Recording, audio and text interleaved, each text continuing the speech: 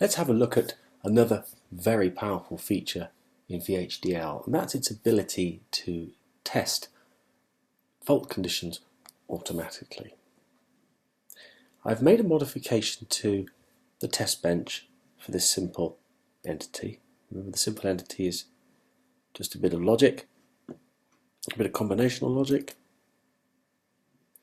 And if you recall from the last video, I used a for loop to automate some testing. And that produced an output on a graph. But inspecting a graph every time is not only tedious, but also error prone. So what I've done in this case is I've used the very useful assert command. Now assert is not synthesizable, this is pure VHDL and only used for test benches. So if you look at the test bench here we're setting the input variables, we're waiting some time for the logic to settle down and reach a steady state, and then we're asserting the expected condition, and that is y, the output of the entity, is the expected y. And expected y is just an array here of what we expect the bits to be. So if we now run this, tools, RTL simulation,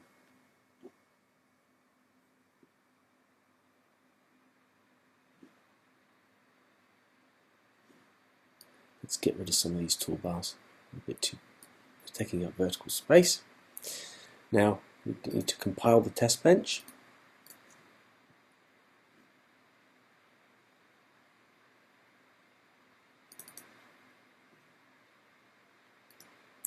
And we can of course then run it.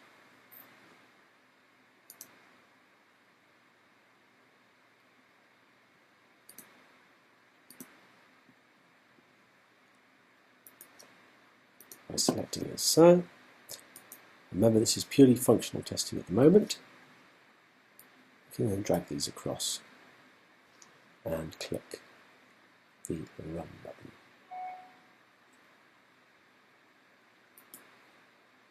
And sure, we could inspect the graphical output, but equally we have no errors appearing down here in the transcript.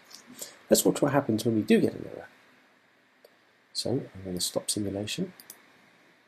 Yes, I'm going to quit. We must close model sim. And let's just put a wrong value in here. These are the expected values. It should be 0, but I'm going to make a mistake and put 1 there. Save it. Tools.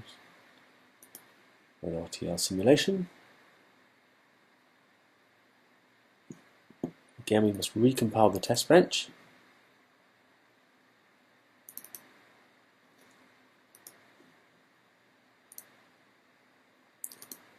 And now we simulate it. And it's the transcript at the bottom that you need to look at.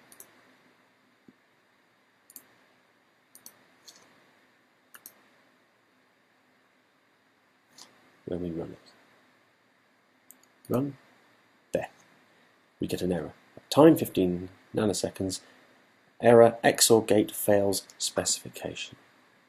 Now let's go back and look at the test bench.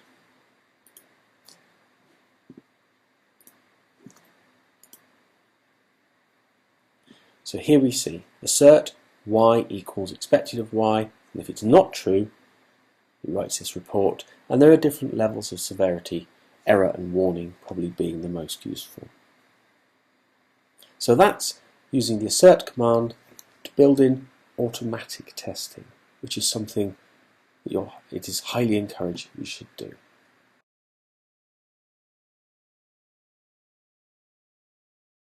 So we've seen how we can use the assert command to do automatic testing. Let's now look at how we can make this a little bit more seamless, so there are less mouse clicks every time you make a change. And later we'll look at how we also do timing analysis every time we modify our VHDL files. I'm going to leave the error in here purposely so we actually see something happen. Of course, if this was a proper test bench, you'd put that back to the expected result. So the first thing we need to know is the name of the entity of the test bench. So here it is, and I'm going to copy that onto the clipboard, Control-C. Now I'm going to go to the project settings. Now remember, it's myxor.vhd we're testing, and this test bench basically instantiates one of those for testing using structural VHDL. So we click Settings and we go to Simulation. Now later we're going to be looking at this setting here, but for now we're going to ignore it. We're going to come down to the native link settings. Click Compile Test Bench. Select Test Benches. Now we haven't got any yet, you can have multiples. New. Now the top level module is the entity name of the test bench. The test bench name can be anything you like. I'm going to leave it like that. And then you give it the test bench file. This is probably in the simulation model sim folder, and it's the VHT file, myxor.vht. And we click Add. Click OK, OK, and either Apply or OK on here as well. And this will make sure that the test bench is compiled automatically and then run. And we'll see that now. Click OK. So Tools, EDA RTL Simulation. And you'll see a script runs. All the right signals are set up. You've got the graphical debugging here. And you've got the textual debugging here. And you'll see on the graphical one actually there's a little red mark where the test failed at 15 nanoseconds. So much more seamless and easier to work with.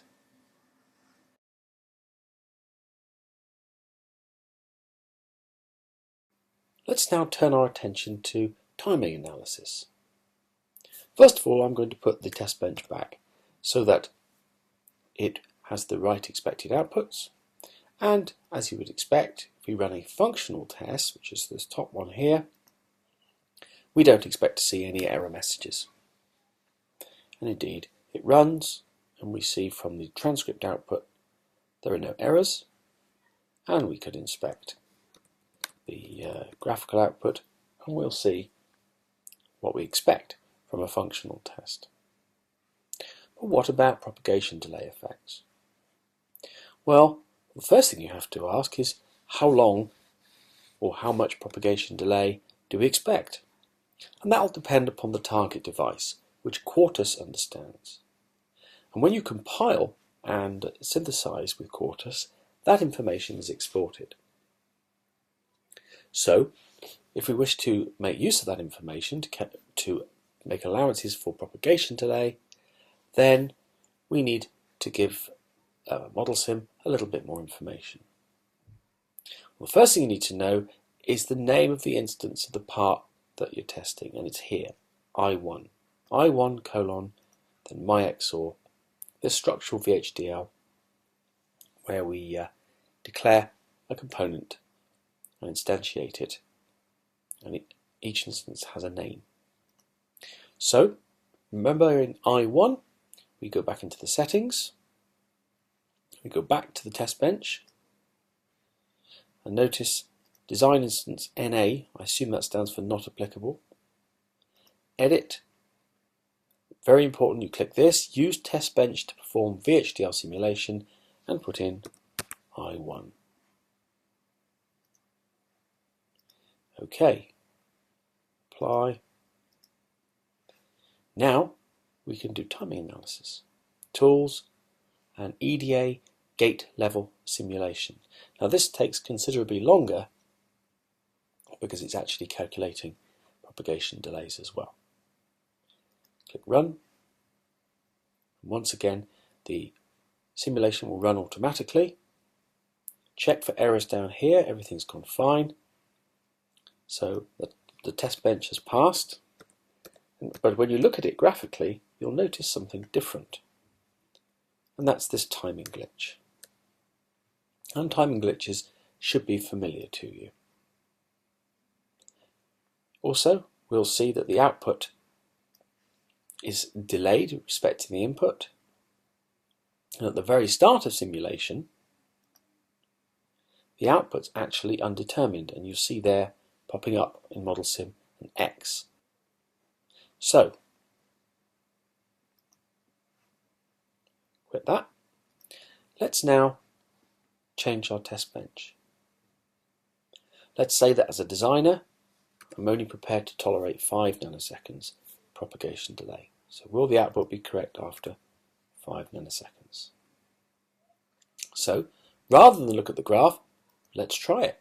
We set the inputs, we wait 5 nanoseconds, and we use an assert statement to test the output to see if its ultimate state is what we expect. So simply Tools, Run EDA Simulation. Whoops, try that again. Tools, EDA Simulation, Gate Level Simulation, Run.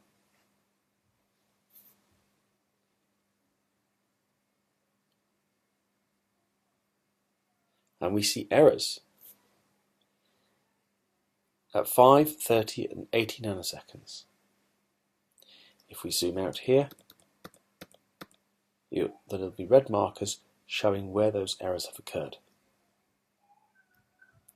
And this is because our expectation of 5 nanoseconds is just too aggressive.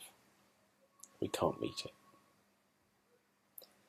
So we may either redesign our circuit or adjust our expectation and design to different constraints. So we'll try 10,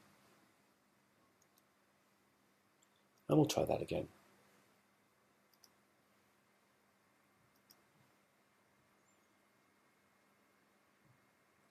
The script is running, and we still got errors. Let's find out where they are. Not as many this time, because sometimes it passes.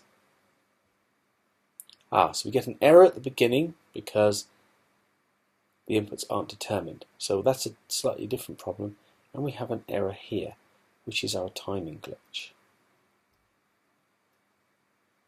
So as you can see, this is an extremely useful tool for looking for timing errors, and is something you're encouraged to use as well.